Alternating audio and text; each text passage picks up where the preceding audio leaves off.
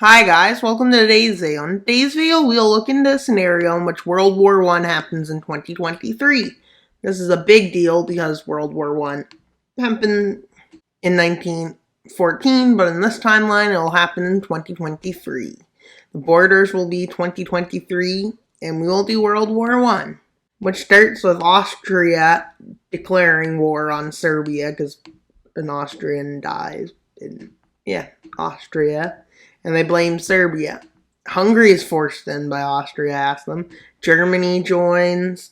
Well, actually, Russia declares war on Austria and Hungary, then Germany declares war on Russia. And basically, it's the same as in our timeline, with France joining the war against Germany. Germany goes through Benelux, so Britain joins, along with who would be left to join with them. That would basically include Canada and Australia. America didn't get involved yet, nor did the Ottomans right away. Won't get involved, nor will the Italians. And basically, coloring Canada is annoying. But yeah, now let's see Australia look. Simple. New Zealand, simple. And let's see how the first fighting happens. Well, we also see Ukraine, since this is in 2020.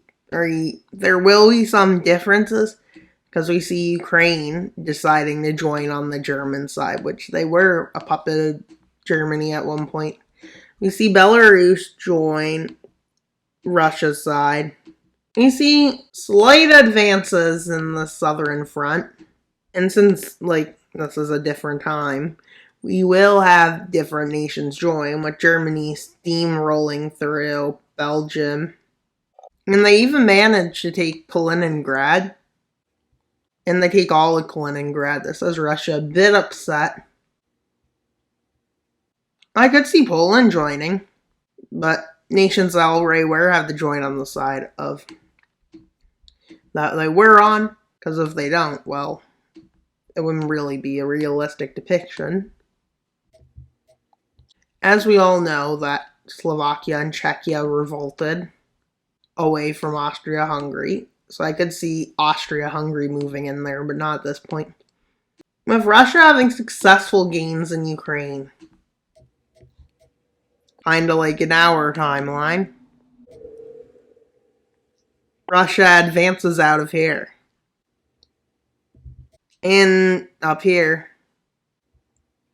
And so on. This offensive is actually successful. With France deciding to get Poland to join to open another front on Germany, as this would put pressure on the German front. Poland does make some success, but Germany comes back with a counter-offensive. Germany pushes Poland all the way to the border. And German troops come out of the north into Poland. With them moving in multiple fronts, their success is astonishing. And they also move troops out from Ukraine. With Austria-Hungary deciding that it's a good time to bring Czechoslovakia in. I'm just calling it because it's both Czechia and Slovakia, so I'm going to call it Czechoslovakia. With Germany and France starting to dig trenches, that's where the front line looks to be. Well, on this front, advances continue. I would say this is a good time to bring in Romania. I'd say they would join at a different time in this timeline, just because they could. And I would say they would quickly move into these lands, and they would get Moldova to join their side. And that just gets confusing as we start adding nations. Romania making a few offensives into Ukraine. Eventually, a joint operation with Russia, they both meet up, and this happens to the front of Ukraine. But keep in mind, Germany's having its eastern advances at this point. With Germany annexing parts of Poland and establishing a puppet state, although I don't want to change the borders yet. But please note, Germany annexed some lands at this point. Hungary starts an offensive against Romania. Russia's being humiliated. What a surprise. Italy decides to join at this point, which takes Austria off. Croatia joins the side of Serbia to form a Yugoslavia, I guess. With Italy having a success pushing into Austria, which makes Austria get on their feet and start actually sending supplies to the front line, along with Germany helping with these forces having a success, pushing into Italy. And yeah, with Austria calling Bulgaria in because the front is getting very hard for them. So Bulgaria joins, which Northern Macedonia isn't a big fan of. They go against Bulgaria. Albania, Kosovo I could see joining Bulgaria's side, and so Albania will. Is Albania part of World War I? I feel like they were, but I'm not sure about that. If somebody wants to comment if what side they were on, if they were on one. With Slovenia, without a declaration of war, being invaded. So basically, it's World War I. Around here when Bulgaria joined was the fall of Serbia, let's say. Serbia collapses in on itself. With the Ottoman Empire joining, and they do get two allies. Georgia and Azerbaijan decide this is a good time to join. Armenia too. Iran is forced on this side by Britain and Russia, I think. Yeah, let's say that. And China and Japan join, although I don't know what the purpose is, and I'm going to put Taiwan too, because they're both China. So yeah, there's two Chinas. Who knew that? But anyways. Well, is there really two Chinas? That's the question. Depends on what you say. But anyways. With us noticing, if you notice a scenario, Russia's way stronger than they were. Russia was pretty underdeveloped at the time. With the Turkish, the Ottomans, in other words, we'll say is Turkey, but anyways, they managed, along with the help of Azerbaijan and Georgia, to take out Armenia and take northern parts of Iran, and make an offensive into Chechnya and Dagestan, which they seized the two territories, as they have nothing better to do. With problems occurring to Romania, Montenegro falls, Croatia falls.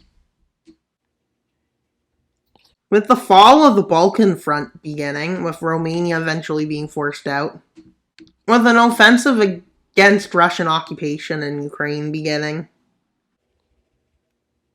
Russia refuses to surrender. Unlike in the timeline, our timeline, with World War I is much later, with Russia falling out of Ukraine. They start falling back pretty far into Belarus, they fall out of. With the Germans and Turks having quite success in the south. But with Russia being in a better spot in this time and China having more weapons, they just send the weapons to Russia because there's no Pacific fighting.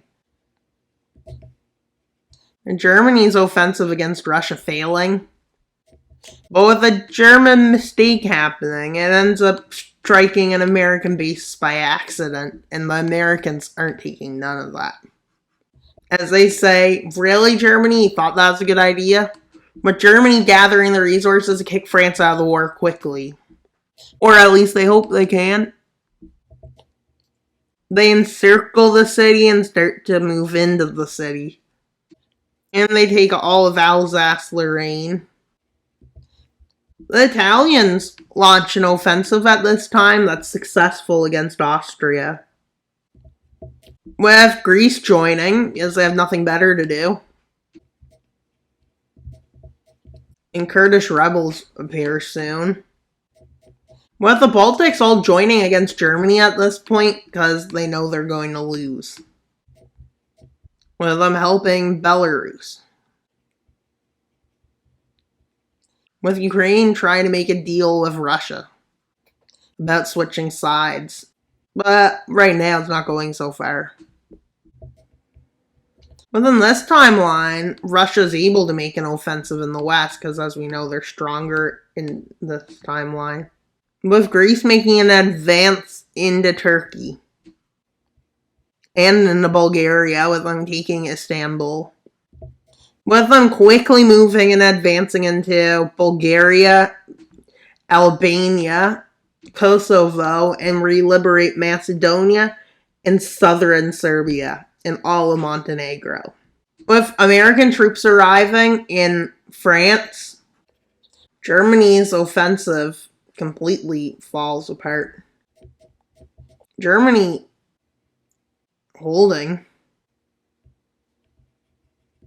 With Germany's allies starting to collapse at this point, Germany manages to hold the front. They didn't get pushed all the way back there, but they hold the front at about here. Which isn't that successful, but it could be worse. With the fall of the Ottoman control, with nothing bad definitely happening. With Armenia safe again. With Turkey collapsing on two fronts, a Kurdish rebellion, and Greece adopting the Magali plan again. With Ukraine switching sides at this point because they have nothing better to do. Because they don't want Russia invading Russia, so they switch sides so Russia can invade them. So they kicked Russia out and then switched sides. Smart idea. And then the fall of the Balkan front.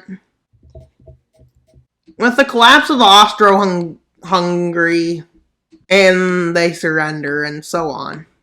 With the surrendering at this point, Germany goes to the negotiating table. As they're not in a good position for negotiating, but at this point, they kind of decide to negotiate. Kind of like in World War I. As before they completely fell, they signed peace. So let's see how the new Treaty of Versailles goes. Treaty of Trianon, Saint-Germain, New Illyser, and yeah, so on. And Lucerne. Let's see how it goes. Third treaty, they lose all their coast, basically. Bulgaria gets a bad one. Austria-Hungary, not that bad. Except Hungary gets a bad. Germany loses land to Poland, France, and the Rhineland becomes a French protectorate, basically. But I can't really get rid of all the nations yet. Because there's something left to happen. Because you can't call it World War I alternative that happened in 2023 if you don't have the most important part. And what might that be? Well, the Turkish War of Independence still happens in this timeline. Even though we did change when it started, we still end up getting a mess. Because Turkey claims the treaty to be way too unfair and its people don't like it. So basically, they declare war on everyone. Where do they start their campaign? Well, they kick out the Western Europeans. That's the quickest thing they can do, with Armenia annexing some lands and Russia annexing that, basically.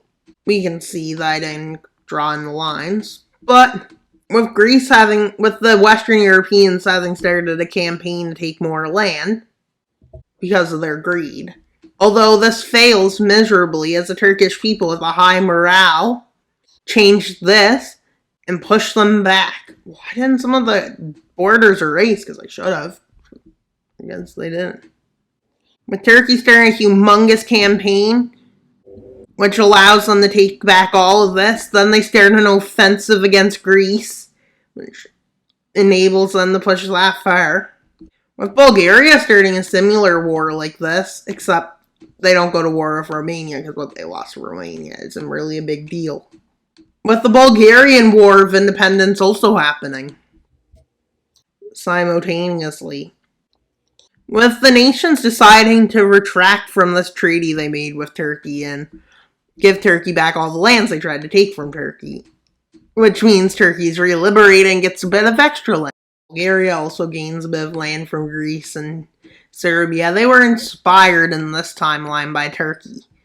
Unlike in the real timeline where they didn't have any inspiration from anyone. They got inspiration this time. Which basically means that Turkey and Bulgaria fought alongside, even though there's only the Turkish War of Independence. But that's pretty much all for today's video. Why should you subscribe? Because I'm trying to get to 2,000 subscribers. So please subscribe. We're trying to get there before January 1st. Can we get to 2,000 subscribers? I'm not sure. But really, if we think of it, in the last year, we basically gained 1,700 subscribers. That's a lot of subscribers in a year, I guess. for this year. I guess next year will be even more because first till Christmas, which was only a few months, that was only 100 subscribers. And this was a full year, which means pretty much that's pretty good. 4 months, 6 months, it was like half a year. Now it's a full year, so you would expect it to be double that, but really it was way more than that. And that's all for today's video. Please like, subscribe, and comment. Wild Mapper out. Not until you subscribe. Bye, guys!